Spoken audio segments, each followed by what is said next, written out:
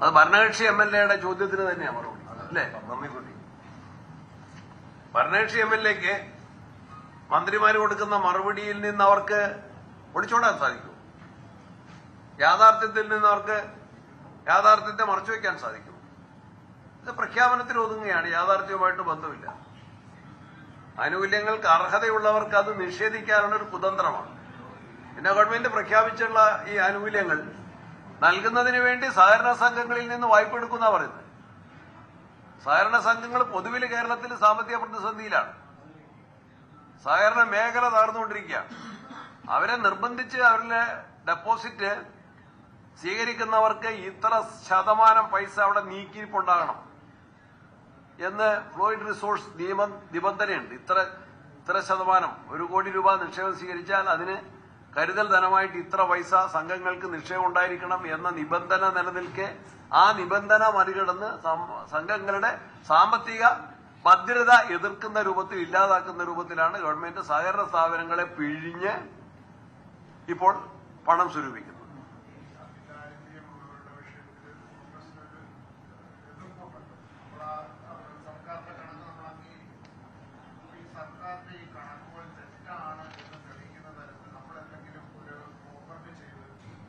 ഞങ്ങൾക്കിപ്പോ അതാണ് പറഞ്ഞ നേരത്തെ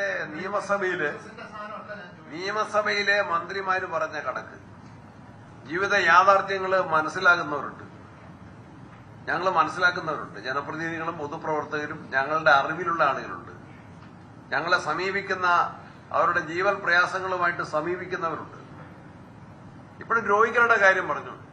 കേരളത്തിലെ എല്ലാ രോഗികൾക്കും ചികിത്സാ സൗകര്യം ഒരുക്കുന്നു എന്ന് മുഖ്യമന്ത്രി പറഞ്ഞു. എത്ര പേരാണ് ചികിത്സ ലഭിക്കാതെ പ്രയാസപ്പെട്ട് ഗുരുതരമായ രോഗം വരുന്നവർക്ക് എന്തെങ്കിലും സംരക്ഷണം കിട്ടുന്നുണ്ടോ? നാട്ടുകാരുണ്ടാക്കുന്ന ചികിത്സാ കമ്മിറ്റിയാണ് പലരും ആശ്രയിക്കുന്നത്. മുഴുവൻ രോഗികൾക്കും, പാവപ്പെട്ടവർ പ്രത്യേകിച്ച് വലയുകയാണ്, ചികിത്സാ വിഷയാർത്ഥം വലയുകയാണ്. എത്ര പേര് ഞങ്ങളെയൊക്കെ സമീപിക്കുന്നത്? ജനപ്രതിനിധികൾ എത്ര കമ്മിറ്റികളുടെ രക്ഷാധികാരികൾ? ഞങ്ങളൊന്നും അധികം ജോലി ചെയ്യുന്നില്ല ആ കാര്യത്തിൽ. നാട്ടുകാർ പൈസ ഉണ്ടാക്കുകയാണ്, ഞങ്ങളെ രക്ഷാധികാരികളാക്കി, ഞങ്ങളെ കൂടെ അതിൽ ഉൾപ്പെടുത്തിക്കൊണ്ട് ഞാൻ തന്നെ പല കമ്മിറ്റികളുടെ രക്ഷാധികാരിയാണ്.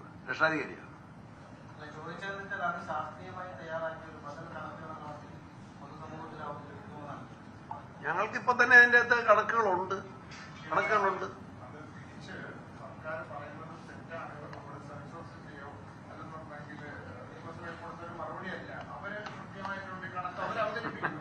അല്ല, സെൻസസ് ഞങ്ങൾ ഉണ്ടാക്കിയതല്ലല്ലോ, നിയമസഭയിലെ മറുപടി ഞങ്ങൾ ഉണ്ടാക്കിയതല്ലല്ലോ.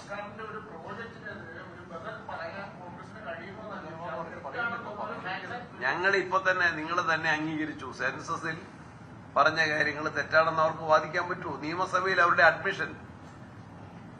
Admitted fact need not be proved. സമ്മതിച്ച കാര്യങ്ങൾ പിന്നെ തെളിയിക്കേണ്ട ആവശ്യമില്ല.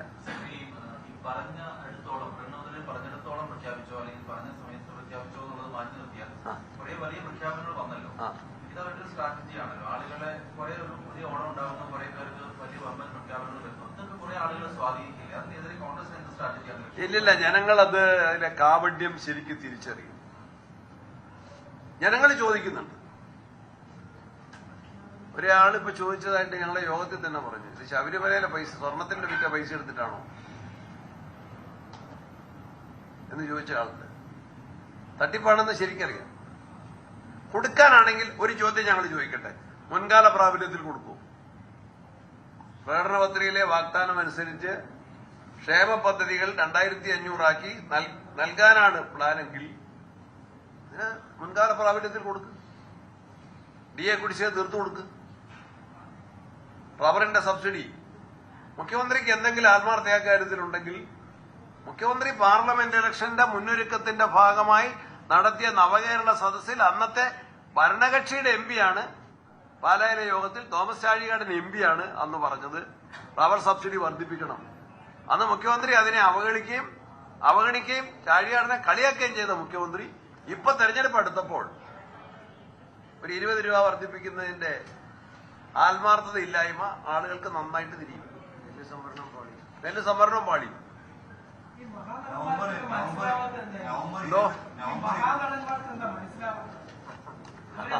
അതാ അവരോട് ചോദിക്കാം. ഞങ്ങൾ പറഞ്ഞിട്ടുണ്ട്, അവർ ഈ കാര്യങ്ങളൊന്നും അത്ര മനസ്സിലാക്കാൻ തിരക്കുള്ളവരായിരിക്കും. കൂടുതൽ കാര്യങ്ങൾ മനസ്സിലാക്കിയാൽ അവർ നിലപാട് തിരുത്തുന്ന ഞങ്ങളതാണ്. അവർ ഈ വഞ്ചനയ്ക്ക് കൂട്ടു നിൽക്കാൻ പാടില്ലായിരുന്നു എന്നുള്ളതാണ് ഞങ്ങൾ പറഞ്ഞത്.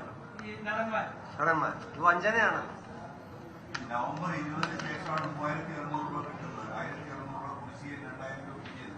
അത് കഴിഞ്ഞിട്ട് അടുത്ത ആഴ്ചയിലാണ് തദ്ദേശ തെരഞ്ഞെടുപ്പിൽ ഇലക്ഷനിലേക്ക് ആളുകൾ പോകുന്നത്. അത് വലിയ വെല്ലുവിളി അല്ലാന്നാണ് കോൺഗ്രസിലേക്ക്. അല്ലല്ല, ജനങ്ങൾക്ക് ആർക്ക് വോട്ട് രേഖപ്പെടുത്തണം എന്നൊക്കെ നന്നായിട്ടറിയും. അതുകൊണ്ടൊന്നും നിർമ്മാണ തൊഴിലാളിക്ക് 17 വർഷമായി പെൻഷൻ കിട്ടും. അതെ, നിർമ്മാണ തൊഴിലാളികളുടെ കാര്യം കൃഷ്ണനാഥ് തന്നെ നിയമസഭയിൽ കൊണ്ടുവന്നു. അവർക്ക് കൊടുക്കാനുള്ള അവർക്ക് മേടിച്ച പൈസ മേടിച്ച അംശാദായം മേടിച്ചവർക്ക് ക്ഷേമനിധിയുടെ ആനുകൂല്യം കല്യാണത്തിനും ആനുകൂല്യങ്ങളെ കിട്ടാതെ 17 മാസം പെൻഷൻ 17 മാസമായി പെൻഷൻ കൊടുത്തിട്ട് നിർമ്മാണ തൊഴിലാളിക്ക്. ലിബറലി ഏബിൾഡ് ആയിട്ട് കിട്ടുന്ന പെൻഷൻ വളരെ തുച്ഛമായ പെൻഷൻ 6 മാസമായിട്ട് പെൻഡിങ്ങാണ്. രോഗികളുടെ സഹായം. എന്നിട്ട് ഈ 10 കോടി ഇപ്പൊ 1.25 കോടി രൂപയാണ് ഇന്നത്തെ പരിപാടിയുടെ ചെലവ്. ഈ സിനിമാ നടന്മാരെല്ലാം വരുന്ന പരിപാടി ആരുടെ ചെലവിലാന്ന് തോന്നുന്നു. ആളുകൾ കാർ ഷീറ്റില് കാർപാളിൻ ഷീറ്റിന്റെ അടിയിൽ കിടക്കുമ്പോ അവർക്ക് വേണ്ടിയിട്ടെന്ന് പറയുന്ന ആഘോഷത്തിനാണ് ഈ 2 കോടി 1.25 കോടിയും ഒക്കെ എടുത്തങ്ങ് ചെലവാക്കുകയാണ്.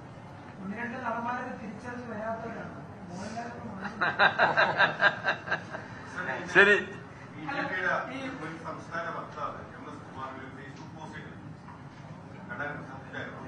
എന്താ അതായത് ബിജെപി നേതൃത്വത്തിലുള്ളവരെ സഹകരണ സംഘത്തിൽ അവരുടെ സഹകരണ സംഘത്തിൽ നിന്ന് പൈസ എടുത്തിട്ട് വായ്പ തിരിച്ചടയ്ക്കുന്നില്ല. ഒരു അനിൽകുമാർ എന്ന് പറയുന്ന കൗൺസിലർ നേരത്തെ മരിച്ചു. സമാനമായിട്ടുള്ള ഒരു സാഹചര്യത്തിലാണ് അദ്ദേഹം കടന്നുപോകുന്നതാണ് അദ്ദേഹം ആവശ്യപ്പെട്ടിരിക്കുന്നത്. ശരി, ഗൗരവത്തിലെടുക്കേണ്ടതാണ്, ഗൗരവത്തിൽ പരിശോധിക്കേണ്ട. ചുമതലകളെ ഭാരിച്ചതാണ്, അത് എല്ലാവരും കൂടി കൂട്ടായിട്ട് ഏറ്റെടുക്കുക. അപ്പൊ കാത്തിരിപ്പ് ഒരിക്കലും തെറ്റില്ല. എല്ലാരും കരുതന്മാരല്ലേ. ഉച്ചവരെയുള്ള ഈ യോഗത്തിൽ ഇത്രയധികം ഭാരവാഹികൾ കേൾക്കാനും അവർ പറയുന്നത് കേൾക്കാനും പുതിയ എല്ലാ ഭാരവാഹികളെയും കിട്ടും. എല്ലാവരും പുതിയതെല്ലാവരെയും കിട്ടും. എനിക്ക് കുറഞ്ഞു പോയി എന്നാണ് എന്റെ. അതിലെ പോസിറ്റീവ് കാണുന്നില്ല. ഇത്രയും കാലത്തിനിടയ്ക്ക് KPCCയിൽ ഇത്ര വനിതാ കാമൻ ഏറ്റവും ആദ്യമായിട്ടാണ് വനിതകൾ. കാമൻ നിങ്ങൾ ആരെങ്കിലും അത് പറയുന്നില്ല. ഏതാണ്ട് 10 പേരാണെന്ന് വനിതകളുള്ളത് KPCC. ഞങ്ങളെ കരുത്ത് വർദ്ധിക്കും, ഞങ്ങളെ കരുത്ത് വർദ്ധിക്കും. നമുക്ക് 33 സെൽസ് ആൻഡ് ഡിപ്പാർട്ട്മെന്റ്സ് ഉണ്ട് KPCCക്ക്. അതിനെല്ലാം ഒരാളെ ചുമതല കൊടുക്കണമെങ്കിൽ തന്നെ 33 ആരെ ഇരുത്താൻ നോക്കല്ല. ഞങ്ങൾ മറക്കേണ്ടത് ശരി കാര്യങ്ങൾ നമ്മള് സർക്കാർ ഈ ചെയ്യേണ്ട പല കാര്യങ്ങൾ ചെയ്തില്ല എന്ന് പറയുന്നത്. മുഖ്യമന്ത്രി സഭയിൽ പറഞ്ഞത് ഈ തട്ടിപ്പ് എന്ന് പറയുന്നത് അത് ശീലമാക്കിയവരെ ആണ് അത് പറയുന്നതെന്നാണ്. അത് അങ്ങനെയാണെങ്കിൽ മുഖ്യമന്ത്രിയോട് ചോദിക്കുന്ന മകനെതിരെ അയച്ച നോട്ടീസ് ഉണ്ടല്ലോ, ED അയച്ച നോട്ടീസ്, വേറെ ആ നോട്ടീസ് എങ്ങനെ ആകാശത്തിൽ കറങ്ങാണോ? അതുപോലെ തന്നെ മകളുടെ കേസ് എന്തായി? ആരാ തട്ടിപ്പിന്റെ ആൾക്കാർ? ഞങ്ങളെ ആക്ഷേപിക്കണ്ട. വയനാട്ടിലെ വീടുകളുടെ കാര്യത്തിൽ നിങ്ങൾ പറഞ്ഞാണതല്ല. നിങ്ങളെ നിരാശരാക്കില്ല.